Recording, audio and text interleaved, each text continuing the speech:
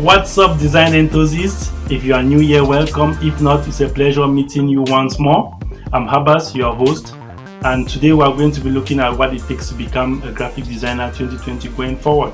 First of all, I would say it has never been easier than in the past decade to become a designer because basically all what you need is available, and core stuffs, fundamental things that were taught in standard design schools have actually been made available through all the resources we now have through YouTube, Skillshare, Udemy. A lot of things have been made possible by these awesome online learning platforms. And so it has never been easier to become a designer.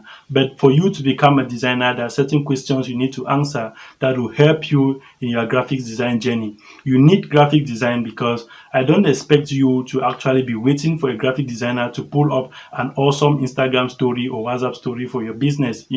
It's not that too difficult to do. Those are things that with a little bit of time, within 5 minutes, with elementary design skills, you can spare yourself long waiting time and a couple of franc CFA spent because you are waiting on a designer to do some of those things for you. So I think that you can actually do them yourself. That is why it's important. So becoming a graphic designer in 2020, essentially, you need to choose your focus, your niche. What do you want to become? Do you want to become an illustrator?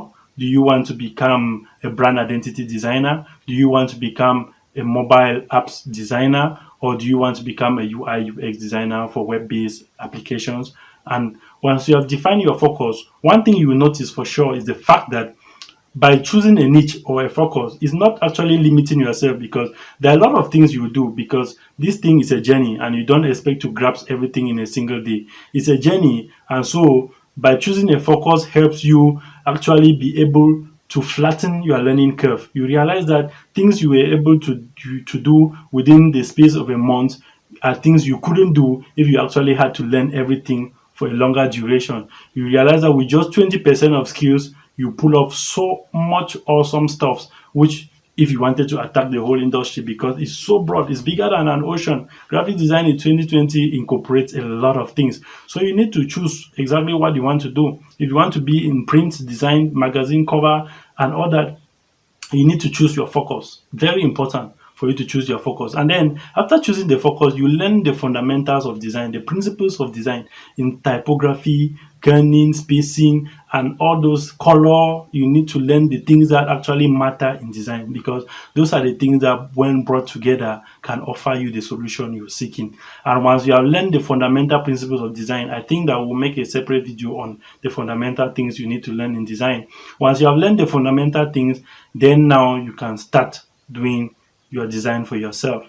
And what do you need to get going? You just need a working laptop or a computer, whatever it may be, with a decent processing speed of at least 2.8 gigahertz per second and a RAM of about 4 gigabytes.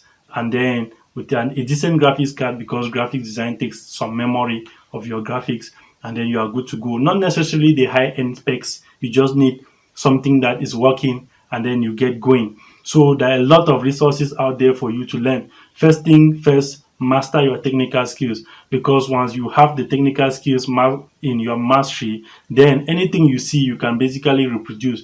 And how do you get to do awesome stuff? You actually identify a designer with whom you resonate, whom you are passionate about. Once you have identified that person whose work you love, then you begin to copy in the back end. You begin to reproduce the works of the person in the back end, not reproducing for publications. You're actually reproducing here such that you can master the fundamentals. In reproducing it, you get to learn how the person thinks. You get to learn how the person goes around things. And then once you have sufficiently copied, then you can put in inspiration. And then you have authentic pieces generated.